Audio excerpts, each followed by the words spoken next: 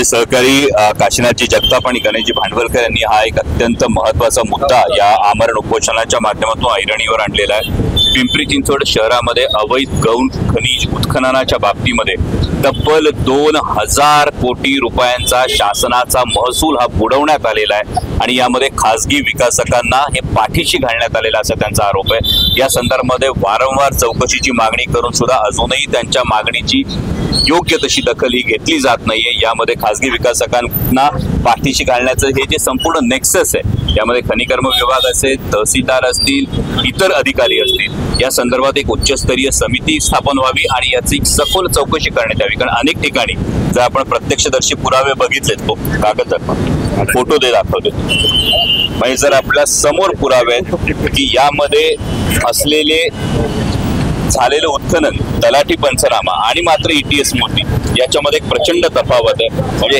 हा जर एक फोटो तुम्ही बघितला आणि या फोटोची जर मेजरमेंट जी केलेली आहे, यातल्या गाडीच्या अंतरावरून तुम्हाला एकूण अंतर किती असेल या अंतराचा अंदाज येऊ शकतो। या ठिकाणी अधिकाऱ्यांनी फक्त पाण्याचा प्रवाह आहे असं दाखवण्यात आलं आणि या गाडीची जर आपण उंची आणि या गाडीची लांबी जर बघितली, मात्र अधिकाऱ्यांनी देत असताना फक्त 140 फूट आणि 30 फूट असं याच्यामध्ये ही मोजणी दिली।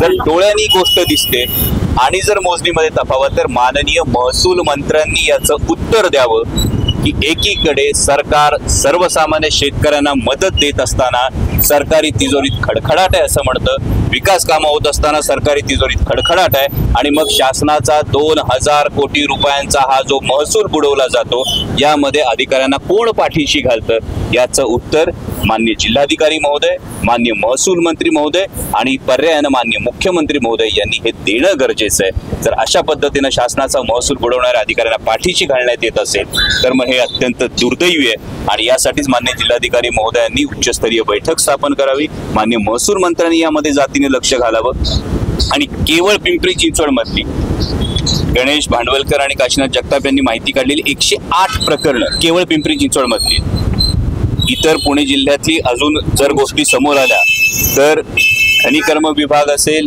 आणि हे प्रशासनातले अधिकारी असतील, यांचं जे संपूर्ण नेक्सस आहे उघडं येईल आणि याला जर याच्यामध्ये लक्ष घालण्यात आलं नाही तर राष्ट्रवादी काँग्रेस शरदचंद्र पवार पक्षाच्या माध्यमातून संपूर्ण जिल्ह्यामधलं पोलखोल आंदोलन या संदर्भात हे भविष्यात उभं करावं लागेल। अनेक भ्रष्टाचार स्थानिक लोक ते पुढे आणतात, परंतु कारवाई कोणतीच प्रशासनाकडनं होत नाही, त्यामुळे तुमची पुढची भूमिका काय असणार? मी तेच आपल्याला म्हणालो की विरोधी पक्ष या नात्यानं याची संपूर्ण जी पोलखोल आहे ही पोलखोल या भविष्यात केली जाईल आणि त्यामुळं तातडीनं माझी पुन्हा एकदा विनंती आहे माननीय महसूल मंत्री महोदयांना, माननीय मुख्यमंत्री महोदयांना की असे भ्रष्टाचार पाठीशी घालण्यापेक्षा या कोणत्याही अधिकाऱ्याची हयगय न करता निष्पक्षपातीपणानं चौकशी करावी आणि दूध का दूध पाणी का पाणी करावं। काल शेतकऱ्यांनी सरकारने एक आश्वासन दिलं, जूनपर्यंत सर्वांचे जे मागण्या आहेत त्या मान्य होतील, कसं बघताय?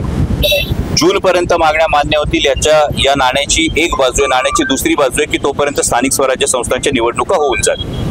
त्यामुळे सरकारच्या या हेतूविषयी नक्कीच एक मनात शंका आहे की प्रत्येक वेळी त्याचे निष्कर्ष काढले जातील, गरीब श्रीमंत, श्रीमंत शेतकरी हे कोण याच्यामधला जो एक पुन्हा अभ्यास करण्यासाठी हा वेळ काढण्याची तर ही गोष्ट नसावी अशी अपेक्षा आहे। शेतकऱ्यांना सरसकट ही मदत करण्यात यावी, बळीराजा खरोखर संकटात आहे आणि त्यामुळे सरकारनं ही इच्छाशक्ती दाखवली पाहिजे ही सर्वसामान्य शेतकऱ्याची भावना आहे। पण अजूनही पाऊस पडतोय, अनेकांना याचा सामना करावा लागतोय, काय मग? कालच तुम्ही अकोला जिल्ह्यातले जर काही पीक विम्याच्या संदर्भातली ज्या प्रधानमंत्री फसल बीमा योजनेचे जे होर्डिंग्स लागतात किंवा त्याची जी जाहिरात केली जाते ती आपण एकीकडे बघतो आणि दुसरीकडे अकोला जिल्ह्यातल्या काही शेतकऱ्यांचे जेव्हा पीक विम्याची जो त्यांना मोबदला मिळाला तो जर बघितला तर 1 रुपया, 3.25 रुपये आणि 5 रुपये अशी जर शेतकऱ्याची थट्टा होत असेल तर केंद्र सरकारनं सुद्धा आणि राज्य सरकारनं सुद्धा याची नैतिक जबाबदारी स्वीकारली पाहिजे, शेतकऱ्यांच्या पाठीशी ठामपणे उभं राहायला पाहिजे। काल रोहित आर्य यांचं एन्काउंटर झालेलं आहे, त्यांनी नक्कीच चुकीचं जे केलं होतं परंतु सरकारनं त्यांचा बळी घेतला। या प्रकरणातली सखोल माहिती माझ्याकडे, त्यामुळे त्यावर भाष्य करणं उचित नाही। माझ्या कानावर जेवढी माहिती आली त्या पद्धतीनं त्यांना काही प्रश्नांची उत्तरं हवी होती आणि या प्रश्नांची उत्तरं खरं तर कुठल्याही एखादा नागरिक जर अशा पद्धतीचं कृत्य करायला परावृत्त होत असेल तर अशा पद्धतीचं कृत्य करायला जर तो प्रवृत्त होत असेल तर त्याला त्यापासून परावृत्त करणं ही सरकारची जबाबदारी आहे. त्यासाठी सरकारचं ज्याला आन्सरेबिलिटी म्हणतो, ती आन्सरेबिलिटी ही समोर येणं गरजेचं होतं. त्यांनी जे प्रश्न विचारले, या प्रश्नांची उत्तरं सरकारनं देणं सरकारचं खरं तर नैतिक कर्तव्य, कोणत्याही नागरिकाने विचारले. या केसमध्ये मला सखोल माहिती नाही, त्यामुळे त्याविषयी मी भाष्य करणार.